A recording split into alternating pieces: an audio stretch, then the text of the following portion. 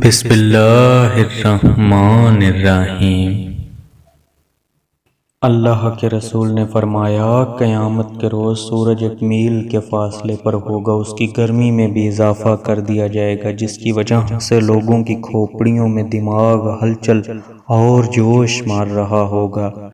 لوگ اپنے گناہوں کی وجہ سے پسینے میں ڈوبے ہوں گے، بعد ٹخنوں تک، بعد پنڈلیوں تک، بعد کمر تک، اور بعد کے منہ میں لگام ہوگا۔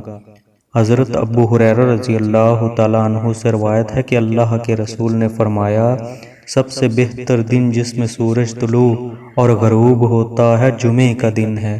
تمام جاندار جمعے کے دن قیامت قائم ہونے کے خوف سے سخت گھبراہٹ، پریشانی میں مبتلا ہو جاتے ہیں، سوائے جنات اور انسان کے۔